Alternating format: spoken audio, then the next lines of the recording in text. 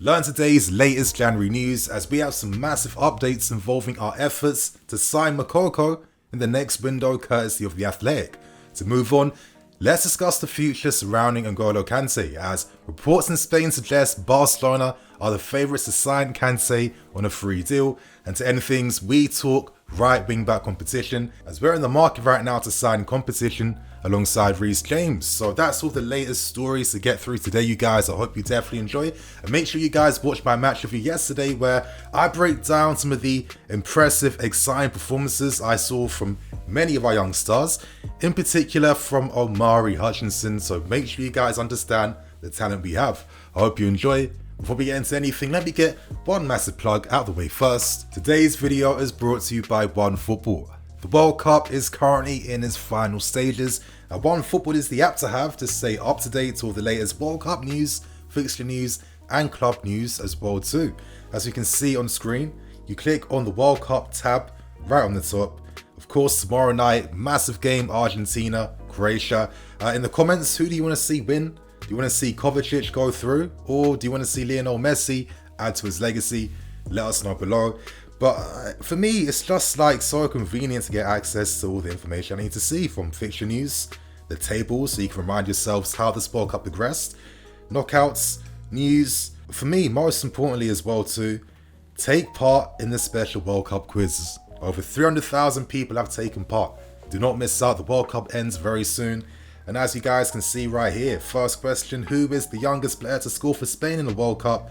I mean, that's easy. Come on, Javi all day. So what are you guys waiting for? Download OneFootball, it's free, and you'll find a link below in the description and top comment too.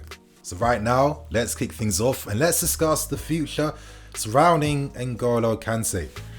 Now, reports in Spain are suggesting that Xavi wants N'Golo Kante as his number one midfield player for next summer. Barcelona, of course, they're very interested in players who are available on a free due to their terrible financial situation as well too. And we haven't reached any agreement with N'Golo Kante to just safeguard his future at this club. Reports in Spain suggest that Barcelona may have convinced Kante to sign for them for next season. They've convinced Kante to take a lower wage reduction, of course, as well too. And they believe that they were in the infancy of reaching an agreement at this point in time, with Kante now only having his eyes set on signing for Barcelona. Xavi feels like Kante is the perfect foil to have alongside Javi and Pedri, and I'm not gonna lie, just deep that midfield for a second. Javi, Kante behind, and Pedri, I mean, the mixture of technique, balance, work rate, I think that's a mad midfield three, to be fair. As the reports go on to state, N'Golo Kante, he's ready to test himself in a new league now. He's interested in playing in La Liga. And it seems like he will reject any contract approaches from us to force a move to Barcelona. I mean, there's a lot that's being said in this report, and I have to give my thoughts and opinions. You guys know that for me, it's very, very hard to just completely give up and write off N'Golo Kante.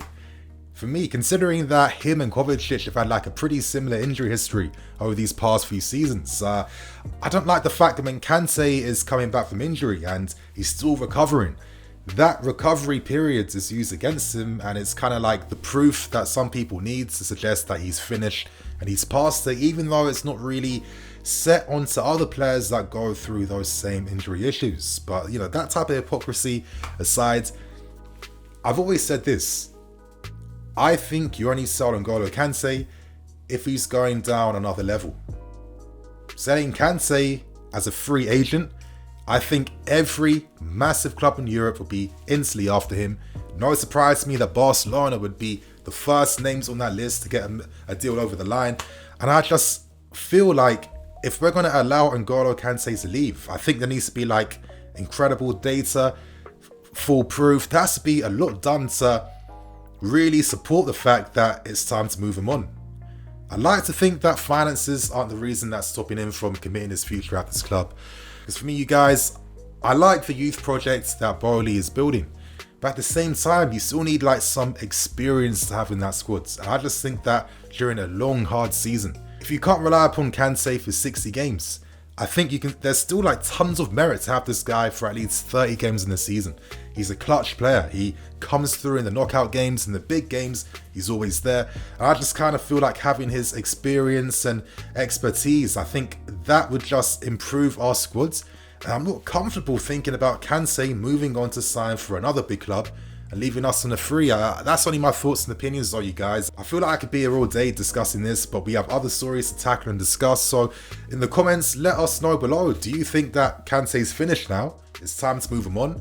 Or are you a bit skeptical and you think maybe we should hold in a second and wait things out? So right now, let's move on to one of the massive stories of today, courtesy of The Athletic and the Evening Standard as well too. And we have more updates on Youssoufa Moukoko. Now, of course, this story is developing, this story is picking up pace, and it makes sense because Moukoko's contract expires next summer. I don't know how Dortmund found themselves in this like Arsenal-like or Chelsea-like situation where one of your star guys is literally in the final months of his contract. I always thought that Moukoko would be like the next player that Dortmund were to sell for like 100 million. That doesn't seem to be the case. It seems like Moukoko is potentially open now to leaving Barcelona. And after we've missed out on Endrick, it was a fierce battle. We became very close. The parents and the family, of course, expressed that as well too. We have another opportunity now to sign one of the best young forwards, one of the best teen talents in Europe right now in Moukoko. As we all know, this guy's been breaking records for fun ever since he's been a youth team player. He's been fast-tracked into every single age group. He was part of the first team at 16 years old training. He's already got minutes over the past 2 seasons prior. I mean, this is not just any type of talent. This is a spectacular talent. And now, after we found out that Armando Broja has picked up a pretty severe injury, we still don't have like the full concrete ideas behind how long he's going to be out for, what this injury even is. But it's obvious that we are now very thin now in offensive options. Aubameyang is not someone I can rely upon throughout the entirety of the second half of this season. Maybe Havertz can play up front again, but he's been a bit so-so. Raheem Sterling, possibly, but it's obvious that we need reinforcement. And this is where the reports now from the Evening Standard and the Athletic come into play. We start with the Athletic first. They actually report that we are in advanced stages to be able to get a deal over the line. And what I mean by that is that there's many other Premier League clubs showing interest and a desire to try and sign Moukoko, but the Athletic reports that these Prem clubs kind of feel like it could be a losing battle because we're already ahead in the race to try and sign him. Now that's not it. With our interest in Moukoko, this is possibly alerting other Prem clubs and clubs across Europe that Armando Broja could potentially be available in the next windows. So I think that's very interesting. If I was to give like my initial reaction, I have to be honest, I do think Moukoko is a better talent and player compared to Armando Broja, even though I think Broja will be a serious striker in Europe as he develops and grows and becomes a better player. I mean, it makes things interesting, right? And I do think under the new regime right now, when we're serious about a young player, we definitely have the ability to try and sign him. I mean, we came second for Endrick. We didn't win it, it means nothing, but we have some type of clout at least. But regardless, before I finish things off, before I give my thoughts and opinions, the Evening Standard do report that maybe we aren't as advanced as the Athletic does report. Me, I'm maybe more inclined to believe the Athletic because Ornstein is like a very close rep to Chelsea Football Club. But he's definitely gone up the levels now in terms of being one of the go-to guys to get access to what's happening at this club, especially now that Torboli's here and Marina's gone. So things are a bit different now. So I'm more inclined to believe the Athletic over the Evening Standards. But regardless, I want to give a few quick thoughts and opinions before we move on to the final story. And I think it's very simple. Just sign Moukoko if we can get it done. I mean, this guy's ability to lead the line at 18 years old. So look at the power he has. Look at his powerful shots. He displays a wide variety of technique from his shooting as well too. He has one of those key aspects that I think separates like the incredible strikers from your very good ones, and he takes his shots very early. He's comfortable taking his man on. He can create space for himself, and this is a kid that will continue to grow and develop physically even more. You know, in a way, he is kind of like the European Endrick. I'm not going to lie, I do see a bit of similarities in their game and how they do things. So if we can sign him on a free, or hopefully we can pay a bit of money to Dortmund so we can sign him in January. Because why would Dortmund want him to leave for free for absolutely nothing? If we can even buy him for 10 million in January to get the deal over the line, we should do that, because release clauses now seem to mean nothing. It does seem like if you want to secure a player that has a release clause or his contract's expiring soon, you have to cough up a bit more money to get your man now. So that's how business is done. And I think Moukoko would be incredible business and could really lead this line for the next decade. But I'm going to have so many thoughts on Moukoko because this story won't be going anywhere anytime soon. So make sure you guys stay tuned here on BlueLionsTV. So right now, let's end things by discussing wing back options in the next window. There's two names currently on the list. That, of course, is Dumfries, as well as Nahuel Molina from Atletico Madrid. Now, we'll start with Molina very quickly. Atleti just signed from Udinese. Reports to state, though, that last summer we were actually paying attention to Molina. You know, he had a breakout season for Udinese. And, of course, during the World Cup, I think he's been one of the top right-backs. Him, Dumfries, Hakimi, they've been like my main three in the World Cup so far. Of course, Atletico Madrid's buying from them is going to be incredibly hard. And for me, from reading the reports, it's more like he is on the target list compared to him actually being like someone we're really looking to sign. That's not the case right now, but it gives you an idea of the profile that we're looking at as competition for Reece James. So now let's move on to Dumfries. Now, this is a very interesting story. There is some possibilities now that Dumfries could be a player we look to sign. His valuation's gone up ridiculously now for the World Cup.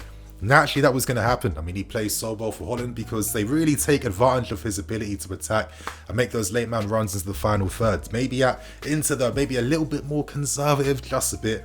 But now, Inter are hoping they can command fees of around 60 million euros to sell Dumfries. And considering that they kind of sold Hakimi for the same amount of money, for me, Hakimi is a superior player, even though Dumfries is a very top player in his own right. But would 60 million be the wisest use of money, considering its position that is going to be like more backup and competition? I'm not too sure. There's Livramento. His release clause kickstarts in the summer window. He has experience at this football club. I just think that it's a great opportunity to take advantage before other big clubs in the league eventually sign from Southampton. But that's my thoughts and opinions. That's all it is. But so right now, let's go back to Italian reports, and they report that Inter Milan still have to sell a big name player. They have to sell someone to ensure liquidity at their football club, and Dumfries is a name they're hoping they could potentially sell in January. But here's the catch: they are hoping that if they agree a fee in January, he might stay on loan at Inter Milan until the end of the season. So I'm not too sure about that. Maybe Inter Milan could be open to selling him on loan, big loan fee, cover his wages, with a guaranteed option to buy at the end of the loan spell. Who knows if that's a possibility? Regardless, Inter Milan want to sell Dumfries. They're hoping that his World Cup exploits are going to, garner some interest and create a bidding war for him.